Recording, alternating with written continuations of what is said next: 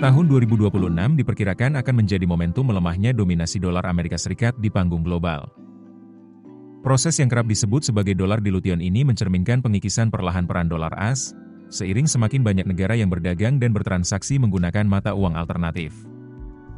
Semakin sering Amerika Serikat memanfaatkan dolar sebagai instrumen geopolitik, semakin besar pula dorongan negara-negara lain untuk membangun mekanisme guna menghindari ketergantungan pada mata uang tersebut.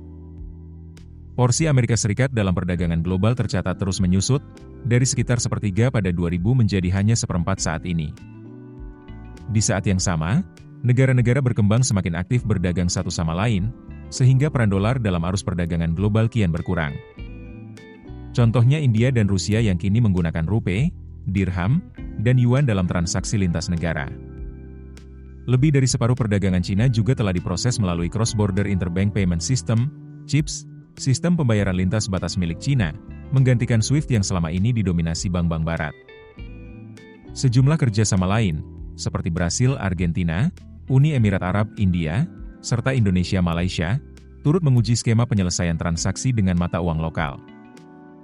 Di sisi lain, bank sentral di berbagai negara mulai mengalihkan cadangan devisanya ke mata uang selain dolar AS. Jika pada 1999 dolar menyumbang sekitar 72% cadangan devisa global, kini porsinya turun menjadi 58% dan terus menurun. Tekanan terhadap dolar juga diperparah oleh defisit fiskal Amerika Serikat yang membengkak, diproyeksikan mencapai 1,9 triliun dolar AS pada 2025, serta defisit transaksi berjalan yang diperkirakan menembus 6% dari produk domestik bruto, PDB. Alhasil, keistimewaan dolar AS sebagai mata uang cadangan dunia kini tak lagi sepenuhnya mampu meredam kekhawatiran terhadap kepercayaan global pada greenback ini. Nah, tahun ini ancaman bagi dolar juga menguat seiring berkembangnya sistem pembayaran dan penyelesaian alternatif yang dirancang untuk melewati jalur berbasis dolar. Risiko ini dinilai paling besar muncul di negara-negara berkembang yang sejak awal tidak sepenuhnya menikmati akses likuiditas dolar. Salah satunya adalah BRICS Pay, yang dirancang untuk memfasilitasi transaksi perdagangan dan investasi antar negara BRICS yang menggunakan mata uang lokal. Skema ini bertujuan membuat perdagangan lebih cepat, lebih murah, dan semakin lepas dari ketergantungan pada dolar.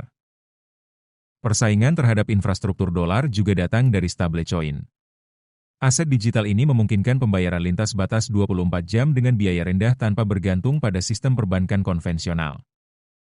Saat ini, sebagian besar stablecoin masih dipatok ke dolar AS. Namun, jika stablecoin non-dolar atau multimata uang mulai meluas, instrumen ini berpotensi menjadi jalur penyelesaian yang netral bagi perdagangan global. Secara historis, pergantian mata uang dominan dunia membutuhkan waktu hingga 1 abad. Namun, kemajuan teknologi, digitalisasi keuangan, dan pergeseran ekonomi global dinilai mempercepat proses tersebut. Meski dolar AS masih memegang posisi utama, celah-celah pelemahannya kian terlihat. Pada 2026, risiko penurunan peran dolar disebut berada pada level tertinggi dalam beberapa dekade terakhir. Download aplikasi Kontan sekarang di App Store atau Play Store.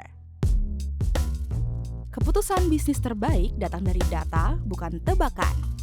Mudah berlangganan Business Insight dengan subscribe with Google.